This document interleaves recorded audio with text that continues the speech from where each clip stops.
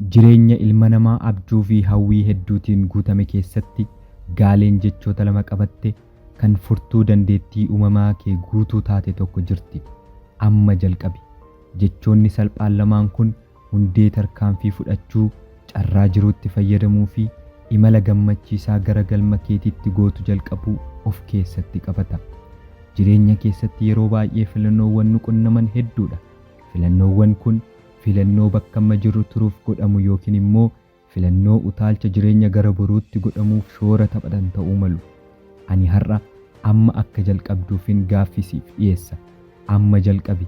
Daldala mataa keetii jalqabuu yaaddeetta ta'uu mala yookiin immoo ogummaa haaraa barachuu, jijjiirama dhugaa jireenya kee irratti fiduu yaaddeetta taanaan yeroon itti jalqabdu amma.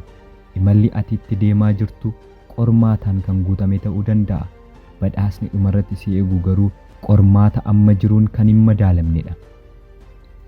Imala milkaa'inaaf godhamu irratti tarkaanfiin inni jalqabaa sa'aatii kanaaf, daqiiqaa kanaaf, sekoondii ammaa kanaaf gatii guddaa kennuudha.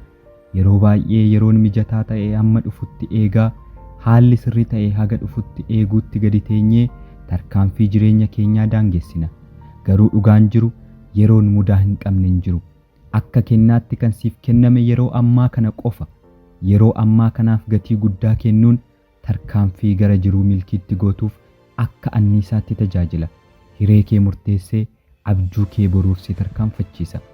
Duubatti harkifachuun diina guddinaa sagalee dhokfatee gaaddidduu ilma namaa keessa dhokatee shakkii sammuu keenya keessatti uumuudhaan bakka jirrutti qabee nu hidhudha.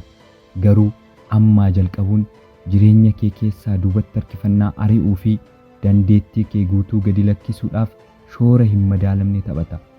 Hojii sodaachisaa tokko fudhachuus ta'ee abjuu yeroo dheeraa hordofuu haa ta'u, tarkaanfii jalqabaa sana fudhachuun hunda caalaa murteessaadha. Kanaaf sagalee duubatti harkifannaa gurratti si hasaasu dhaga'uu dhiisiitii tarkaanfii milkaa'inaa isa jalqabaa fudhadhu. Qormaata akka gufuu darbuun hin danda'amnetti ilaaluu mannaa akka carraa guddinaa fi barumsaatti simadhu.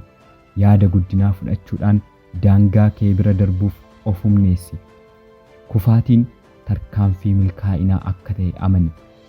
Imalli gara milkaa'inaatti godhamu hundi tarkaanfii tokkoon jalqaba. Garuu immoo karaa irratti milkaa'ina xixiqqoo hedduu of keessatti qabata. Tokkoon tokkoon milkaa'inoota kanaaf kabaja kennuun barbaachisaadha. Injifannoowwan bu'aa xiqqaas ta'ee guddaa siif argamsiisan kamiyyuufuu gatii guddaa kenni. Ittiin of kabaji. Ilaalcha ofii keetiif qabdu murteessu waan ta'eef injifannoowwan kana kabaji. Milkaa'ina xixiqqaa kana kabajuudhaan amala gaarii cimsita. Ofitti amanamummaa kee guddifta. Akkasumas gara fuulduraatti tarkaanfachuu itti fufuuf kaka'umsa kee bobeessita. Jireenyi carraan kan guutamedha. Carraawwan kun garuu warra tarkaanfii fudhachuudhaaf ija jabeeyyii ta'aniin qabamuuf eegaa jiru. Carraawwan jireenya kee keessatti si mudatan al tokko si darbinaan ammoo lammata argachuuf gatii mi'aa si kaffalchiisa. Kanaafidha amma jalqabuun murteessaa kan ta'eef carraawwan jireenya keessatti mudatan harka lamaan qabachuu fi adeemsa haaraa irratti bobba'uun walitti dhufeenya haaraa uumuudhaan carraawwan kee babal'ifachuun abjuu kee boruu dhugeessuudhaaf utubaa godoo jireenyaa siif ta'a. Sodaan ilma namaa kamiyyuu keessatti akka qaama tokkootti iddoo buufatee kan jiraatudha. Garuu ammoo abjuu kee boruu irraa duubatti si deebisuu hin qabu. Amma jalqabuudhaan sodaa kee amantee fudhatta. Garuu immoo gochaa kee akka hin murteessine yookiin dandeettii kee akka hin daangessinetti diddee ija jabinaan fuulduratti tarkaanfatta. Ija jabina jechuun sodaa dhabuu osoo hin taane sodaan osuma jiruu tarkaanfii fudhachuuf fedhii qabaachuu akka ta'e yaadadhu. Kanaafuu sodaan daandii sirriirra akka jirtuuf mallattoo akka ta'etti amanadhu. Garuu abjuu keetti akka si tarkaanfachiisu heeyyamiif. Amma jalqabuun akka dukkana keessatti ibsaa ibsuuti. Tarkaanfii fudhattee guddina yeroo agarsiiftu humna horatta. Ofitti amanamummaan kee haalati madaaluu hin dandeenyeen guddachaa deema.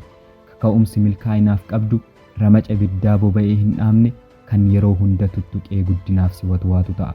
Kanaaf viidiyoowwan onnachiisoo kan biroo daawwachuudhaan yeroo kee hin gubin. Duubatti harkifannaa kee dhiisi.